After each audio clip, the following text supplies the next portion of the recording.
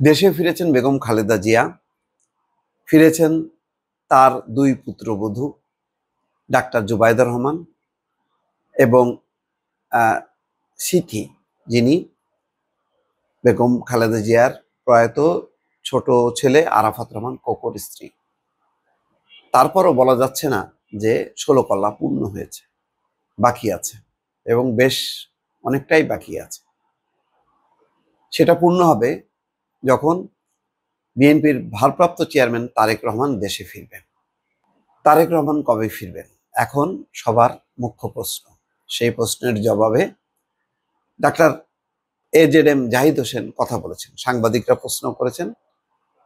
তিনি বলছেন যে তারেক রহমান খুব শীঘ্রই দেশে ফিরবেন, তিনি আশা করছেন খুব শীঘ্রই দেশে ফিরবেন। দুপুরে বিএনপির চেয়ারপারসন বেগম খালেদা জিয়ার গুলশানের বাসভবনের ফিরোজগাঁয়ে পৌঁছানোর পর সাংবাদিকদের বিভিন্ন প্রশ্নের উত্তর দেন। সেখানে বেগম খালেদা জিয়ার শারীরিক অবস্থা এই সম্পর্কে তিনি ব্রিফ করেছেন। প্রশ্ন এসছে যে তারেক রহমান কবে ফিরবেন। তিনি বলছেন, আমরা আশা করছি অল্প কিছুদিনের মধ্যেই দেশে ফিরবেন বিএনপির ভারপ্রাপ্ত চেয়ারম্যান তারেক রহমান। ব্রিটেন থেকে যে নেতৃত্ব তিনি দিচ্ছেন, অর্থাৎ শুধু বিএনপির নয়, গণতন্ত্র পুনঃপ্রতিষ্ঠার নেতৃত্ব দিতে অল্প কিছুদিনের মধ্যেই তিনি দেশে চলে আসবেন ইনশাল্লাহ। সেদিন আর বেশি দূরে নয়, দলের ভারপ্রাপ্ত চেয়ারম্যান তারেক রহমানও এই মাঠে এসে নেতৃত্ব দেবেন। আসলে এটাই বাস্তব। বেগম খালেদা জিয়া এখন সুস্থ হয়ে ফিরলেও এমন শারীরিক অবস্থায় তিনি নেই যে কাল থেকেই তিনি দলের সর্বস্তরের নেতা কর্মীদের সঙ্গে সাক্ষাৎ করবেন, নিয়মিতভাবে নয়াপল্টনে যাবেন, সেখানে তিনি বক্তৃতা দেবেন অথবা সেই অফিসে তিনি বসতে পারবেন।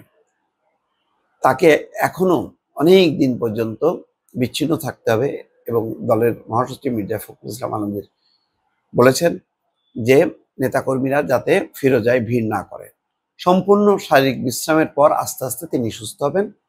দলের হয়তো কিছু কিছু বৈঠকে তিনি সভাপতিত্ব করতে পারেন, নির্দেশনা দিতে পারেন, বিভিন্ন রাজনৈতিক দলের নেতাদের সাথে শীর্ষ পর্যায়ে বৈঠক করবেন। কিন্তু যেভাবে তারেক রহমান অ্যাক্টিভ, সকাল থেকে রাত পর্যন্ত নেতা কর্মীদের সঙ্গে তিনি সংলাপ করেন, জুমে প্রেস কনফারেন্স করেন, সেই অবস্থায় বেগম খালেদা জিয়া নেই। এটা আশা করাও ঠিক হবে না। ফলে একটা বড় শূন্যতা কিন্তু রয়েই গেল। জুবাইদা রহমান, বেগম খালেদা জিয়া তারা ফেরার পরও বিএনপির নেতৃত্বের জায়গায়, শীর্ষ নেতৃত্বের জায়গায় একটা শূন্যতা রয়ে গেল। সেই শূন্যতাটা পূরণ হবে তারেক রহমান দেশে ফিরলে, এবং নিশ্চয়ই দলের নেতাকর্মীরা সেই অপেক্ষায় আছেন। এবং জাহিদ হোসেন কিন্তু সেই ইঙ্গিতটা দিয়েছেন যে তিনিও শীঘ্রই ফিরবেন। তিনি যে ফিরবেন তার কিন্তু আলামতও আছে। তার জন্য বাসভবন তৈরি করা হচ্ছে, নিরাপত্তাগুলো নিয়ে কাজ করছেন দলের নেতারা, প্রশাসন, সরকার তারাও জানেন কি কি নিরাপত্তা তার প্রয়োজন, সে নিয়ে আলাপ আলোচনাগুলো চলছে। অর্থাৎ পূর্ণ প্রস্তুতি চলছে এবং বলা যায় যে তারেক রহমানের দেশে ফেরা এখন সময়ের ব্যাপার মাত্র। অর্থাৎ এখন থেকে ক্ষণ গণনা করা যেতে পারে যে তারেক রহমান কবে ফিরবেন, এবং সেই ইঙ্গিতটা AZM জাহিদ হোসেন দিয়েছেন। তিনি ফিরলে পুরো বিএনপি চাঙ্গা হবে, দল উজ্জীবিত হবে, এবং একটা উজ্জীবিত দল নির্বাচনে যে ভালো ফলাফল করবে এই ব্যাপারেও কারো কোনো সন্দেহ নেই। যদিও নির্বাচন নিয়ে অনিশ্চয়তা আছে যে কবে হবে নির্বাচন, কিন্তু তারেক রহমান দেশে ফেরার পর তিনি বিভিন্ন রাজনৈতিক দলের সঙ্গে যে বৈঠক করবেন, সিরিজ মিটিং করবেন, তারপরে কিন্তু রাজনৈতিক দলগুলো ঐক্যবদ্ধ হবে। এবং ইতিমধ্যে বহু রাজনৈতিক দল তারা বলেছে যে যত দ্রুত সম্ভব নির্বাচনের তারিখ ঘোষণা করতে দেশ সম্পূর্ণ প্রস্তুত একটি গণতান্ত্রিক শাসনে ফিরে যেতে।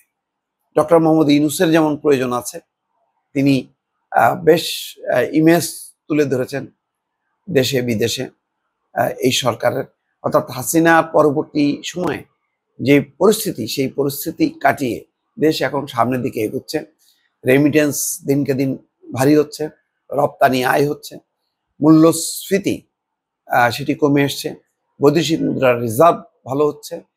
তবে একটা পরিপূর্ণ গণতান্ত্রিক রাজনৈতিক সরকার যদি ক্ষমতায় থাকে, তাতে প্রাণ ফিরে পাবে, বিদেশি বিনিয়োগকারীরা আরো উৎসাহিত হবে এবং বলা যায় যে দেশের একটি যে এখনকার যে চালচিত্র, তার থেকে আরো একটি ভিন্ন মাত্রায় মানুষের সামনে উপস্থাপিত হবে এবং সেটিই হচ্ছে এখন রাজনৈতিক দল নেতৃত্বের কাছে বড় চ্যালেঞ্জ। দর্শক ভালো থাকবেন। আল্লাহ হাফিজ।